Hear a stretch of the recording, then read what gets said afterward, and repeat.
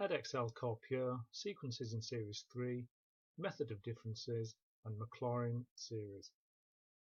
3.1 Method of Differences.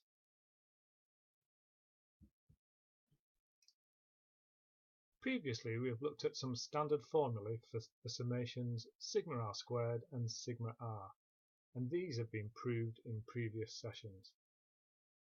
We use these, for example, to show that the sum of r squared plus 3r plus 1 from r equals 1 to n can be written as n over 3 times n plus 2 times n plus 4. So the thing to notice here is that the left-hand side is a summation, and we're going to use r equals 1, r equals 2, r equals 3, all the way up to r equals n. r squared plus 3r plus 1 is the general term in the pattern, and the right-hand side is the actual total for that summation. And we can work out the total for the summation for different values of n. However, if we look at this next summation, the sum of 1 over r plus 1 from r equals 1 to n, and that different approach involves applying a method of differences. The method of differences involves expressing the term in the summation as a difference of two algebraic terms in such a way that most of the terms will cancel out in a regular pattern. Expressing the terms as a difference will often require the use of an algebraic identity, and not necessarily one which you will need to memorize. Often part A of a question will be to show that the required identity is in fact true. These types of problems often involve algebraic products, algebraic fractions, or factorial expressions.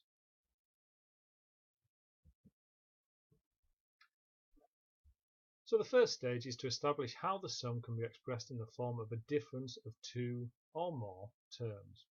So in this case, the first part of this problem is to write 1 over r times r plus 1 in the form a over r minus b over r plus 1. This is an example of partial fractions. So if 1 over r plus 1 is a over r minus b over r plus 1, and then if we multiply through by this denominator, we get 1 is a r plus 1 minus b r, and then we can, for example, let r equals 0, which gives us 1 equals a, and if we let r equal minus 1, we get 1 equals b. So we now know that this summation here can be written as the sum of 1 over r minus 1 over r plus 1, and there we can see the difference in the two terms, starting at r is 1 and finishing at r equals n. Now we have this summation in an appropriate form, then we can start to substitute in the different values of r, starting at r equals 1, and we must finish at r equals n. You could set this out as simply as a list of terms, but I quite like to stagger the terms in order to see the required cancellation. So when r equals 1, we get 1 minus a half. When r equals 2, I like to write it as a half minus a third. So I'm staggering the terms. When r equals 3, I get a third minus a quarter, dot, dot, dot, dot. And then when r equals n minus 2, I get 1 over n minus 2 minus 1 over n minus 1.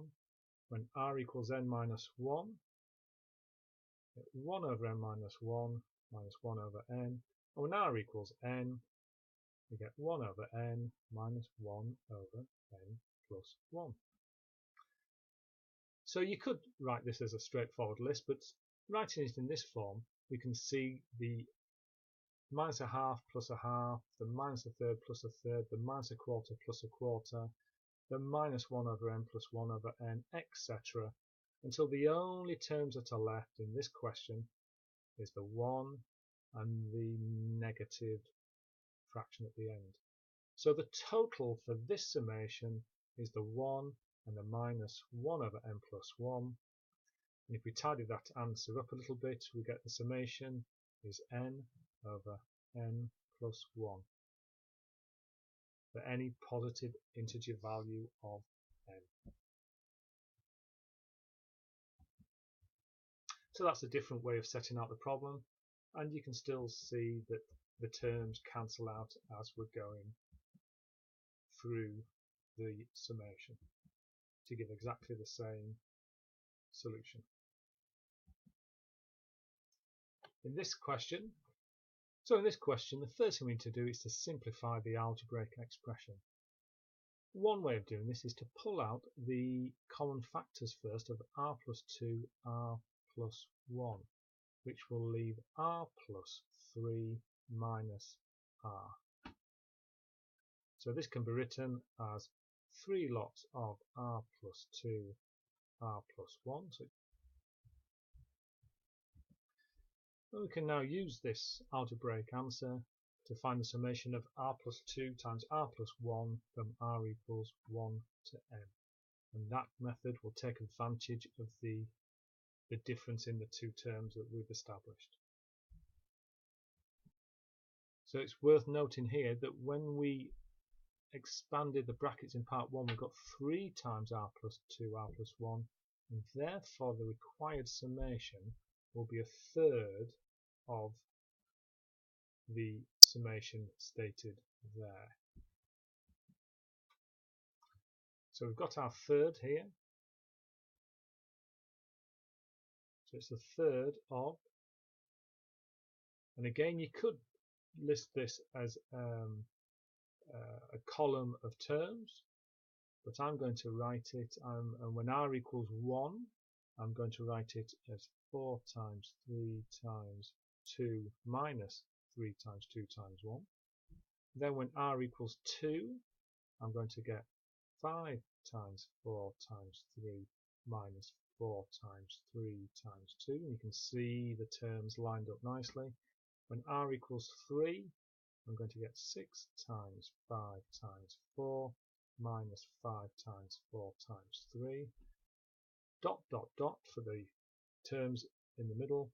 And then the last two expressions are going to be n plus 2 times n plus 1n minus n plus 1 n minus 1, and the last line of the summation n plus 3 n plus 2 n plus 1 minus n plus 2 n plus 1 and n. And we can see that positive term and that negative term will cancel. Positive and the negative, that will cancel with a different term, that will cancel with a different term, and that positive term cancels with that negative term. So in this question we're left with the term at the beginning and this term at the end. And don't forget, we need a third of all of that. So the answer will be a third of the term in the top right there is minus 6, and the term at the end, n plus 3 times n squared plus 3n plus 2.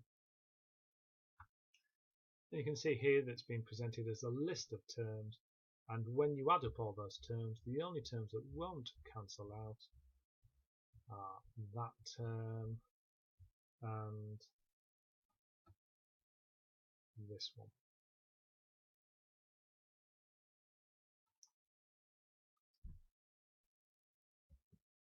And we'll get exactly the same solution. So we've shown that the sum of this term from r equals 1 to n can be written as n over 3 n squared plus 6n plus 11.